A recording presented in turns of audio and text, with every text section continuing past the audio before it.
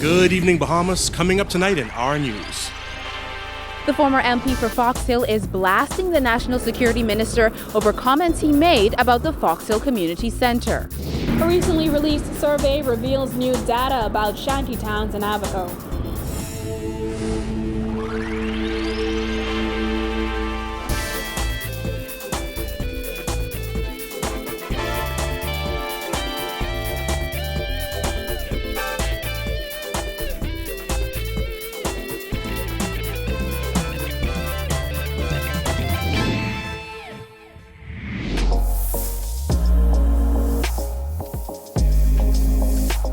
Our news is brought to you by Alive. Welcome to our news and thanks for joining us. I'm Jared Higgs. Topping news tonight. The family of a 25-year-old man who died after being turned away from dialysis treatment is speaking out.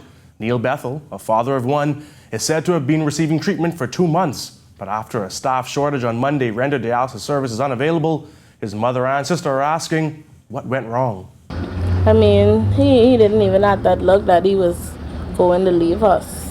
Sitting on the family front porch on Taylor Street, Stacy Cooper described her brother Neil Bethel as an avid junkanooer who would give his last for his friends and family. He was very lovable, all about junkanoo.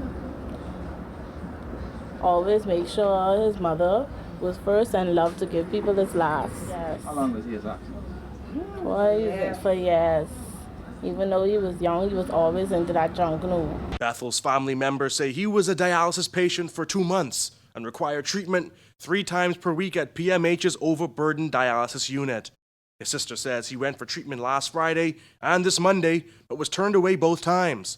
On Monday, several other patients were reportedly also turned away due to a staff shortage. After that, Bethel became gravely ill. So later that night, he was complaining about shortness of breath. My mommy called the ambulance and took him to the hospital. She been to the hospital all night with him. She didn't call anybody until yesterday morning when the hospital called me and tell me, say, come be with my mommy. They never said that he was there. And when I reached there, that's when she told me that he passed away.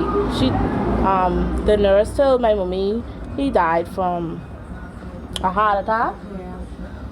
And she told me, yes. And then when I asked her what was the cause of that, she said he just passed. Bethel leaves behind a 5-year-old son. His family questions if he would still be alive today if he had been able to get that treatment. He needed that treatment because if it wasn't serious, he wasn't getting it 3 times a week. When contacted for comment on the matter, Health Minister Dr. Dwayne Sands confirmed that Bethel was a dialysis patient and that he presented himself to the dialysis unit on Monday and was indeed turned away. He says the 25-year-old later developed shortness of breath and suffered a cardiac event. He added that the situation requires a full examination and verification of the facts involved. Sands also acknowledged significant challenges within the dialysis unit at PMH, which are well documented.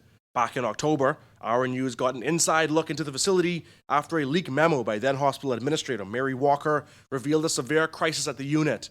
The unit features 22 machines, which are maxed out during operating hours. A malfunctioning air conditioning unit and inadequate torn furniture contribute to substandard conditions that the hospital's 200 dialysis patients endure for their life-saving treatment. Despite the unit's inadequacies, Bethel's sister says he took his health seriously. And he was very committed to his treatment? Yes. I carried the pills. It was a lot of pills. Because the pills was costing like over $400. But he still made sure he got them pills. With Christmas and Junkanoo just days away, Bethel's death is especially difficult to cope with. Trust me, it wouldn't be the same. That's the life of the body. And y'all go out on Junkanoo to watch him? Everybody that's go like you could see everybody through y'all is Junkanoo fans. So everybody is beat out. Do you think you're going this way? No, sir. Following a strike vote by junior doctors over holiday pay, the Ministry of Health has announced that health officials had a productive meeting with the Bahamas Doctors Union, and they have committed to an early resolution of the outstanding matter of holiday pay. The ministry said in a statement, "We have agreed to the terms that would preclude the decision to strike." The ministry looks forward to further discussions with the BDU to enhance career opportunities and progression for doctors in training. This latest development comes 3 days after more than 200 doctors voted to strike. Commissioner of Police Anthony Ferguson addressing a recent uptick in murders, telling members of the press that police can't prevent all killings. The murder count climbed by 11 in 15 days and featured 3 double murders during that span. As much as we could talk, as much as we want to talk, you cannot prevent all murders from happening. You cannot. You would not know what is going on in the yard of somebody, in the backyard. You would not know what's going on in the house of somebody. You would not know what is going on in the minds of somebody. A person can just pass the police now, and 10 minutes later, that same person could be a murder suspect or an armed robbery suspect. There have been 3 double murders in just over 2 weeks. 2 of those incidents involve female victims. Most recently, a man and a woman were killed as they arrived at a home on New Hope Drive off East Street South. 3 double murders, we're concerned about one, every single one. Nobody has the right to take somebody's life. I don't care what the person may be in the community. If you're not the court, you don't have the legal right by law, then you should not fool with that. Ferguson also revealed that several recent homicides have been solved. He says suspects are in custody in relation to the Jones Heights double murder, as well as for a killing that took place near Fort Fincastle last week. In addition, he says police have suspects in custody for an armed robbery that turned deadly on 1st Street, Coconut Grove, last week. I'm happy to say that we have in our custody the persons responsible for that, and we have the weapon. As real police investigation, we don't investigate it in social media, and I'm sure pretty soon you will be going to court and witness these in respect to see the persons who are responsible for that particular matter. And they are persons who are very young, who are not in the system before. And so in some cases you will know who the suspects are very early. In some cases you would not know. The recently released Abaco Shantytown Assessment Report 2018 is revealing some startling statistics when it comes to the quality of life for residents living in illegal communities on that island. That report revealed nearly 80% of residents had flushing toilets, running water, and electricity. It also revealed that more than nearly a quarter of those residents make double the minimum wage. Jasmine Brown tells us more. The preliminary Abaco Shantytown Assessment Report shows that 3,041 people reside in 6 shantytowns in Abaco, inclusive of Sandbanks, Farm Road, L&H and Treasure Key, The Mud, Pigeon Peas, and Elbow Key. The study surveyed 777 households and indicated the vast majority of households in Abaco shantytowns have basic utilities, including electricity, running water, and indoor toilets. Here's the breakdown. In Abaco, 80.2% of homes in shantytowns have toilets that flush. That's a whopping 67.2% more than shantytown households in New Providence. There are also more households in Abaco shantytowns that have electricity. 78.6% or 611 homes have electricity in Abaco. That's 31.6% higher than households in New Providence. And generators are the primary source of power supply for structures in Abaco, with only 11.6% of these structures reportedly receiving their power supply from BPL. The report noted that the legality of the BPL-BEC connections was not explored. As it relates to running water, 67.6% of shantytown homes in Abaco have that utility, while 6.6% of them also have cable services.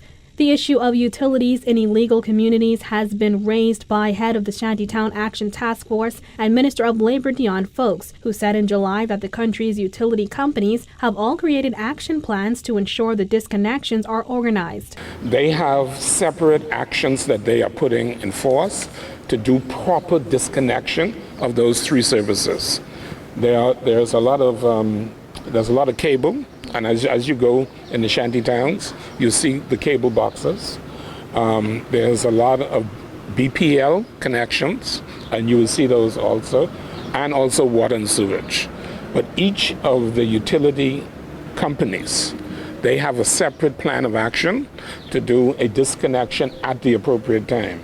We are mindful at all times that 50% of the residents in the shantytowns are under the age of 18. So what we want to do is to ensure that it is seamless in terms of a transition, especially for the children and the young people.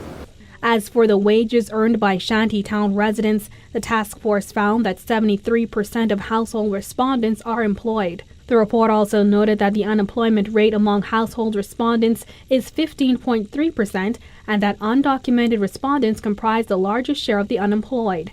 It also revealed that as a collective, 45.3% of Shantytown households only have one person in the household currently working. And when it comes to the average income, 61.7% of households report total weekly income of under $400. On the other hand, 177 reported weekly income of between $401 to $600, while 69 reported income of $801 to $1,000. 19 reported income of $1,001 to $1,200. North Abaco MP Darren Henfield was asked for comment outside Cabinet Tuesday on the latest Abaco Shantytown report. I would have thought there were a little bit more, but these are the findings of his committee, and I accept those findings. Reporting for our News, I'm Jasmine Brown. Thanks, Jasmine. The former MP for Fox Hill is blasting the National Security Minister, who said the Fox Hill Community Centre lacked structure and that the staff at the facility were unqualified. Dames was responding to questions as to why staff had not been paid and the reason behind the lack of community programs, though the centre is supposed to fund. Insensitive and mean-spirited. That's how Senator Fred Mitchell is categorizing comments made by the National Security Minister, who said the situation here at the Fox Hill Community Centre is a nightmare. I was really surprised that a minister of the government would actually attack the staff in this way.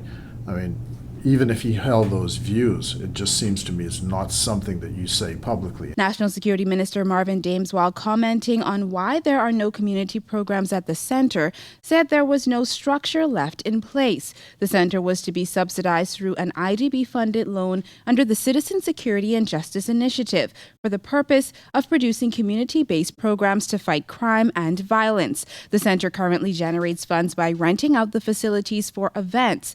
However, those funds are said to be inadequate to handle all of the bills, including salaries. Those staff members say they were paid 4 times in 21 months and are still awaiting payment from the government for as far back as June. The last I understood was that a cabinet paper had been done, and this must be the 3rd cabinet paper, to pay them monies, and they're supposed to be they're going to try and pay them before Christmas, is what they say. Well, I hope that comes true, but these people have had so many promises. One of them was actually expelled from their living quarters because, they can't meet the rental payments and so on and so forth. The National Security Minister also called staffers unqualified. When our news visited the center, we met 4 staff members there, a security guard, receptionist, custodian, and a manager. They report to work every day between 9 and 5, despite little activity. The manager, while walking us through the empty room, said they were not hired to counsel or run programs, but rather to manage the facility. While civic organizations sometimes come for programs, there are no government programs currently being offered. Mitchell said it is a pity that the facility is underutilized. It's there to be used, and it's just a great pity that you have this state-of-the-art facility. The government has computers, for example, which were ordered. The computers are in storage. They've been sitting in storage. They won't put the computers in the building, so the computer room upstairs is empty. Lamenting the fact that everything stops once a new government comes in, Mitchell said if there were more community projects, it could impact the community in a positive way. Reporting for our News, I'm Jillian Gray. That was Jillian Gray, and still to come on our News, a company details its proposal for the port. Stay tuned.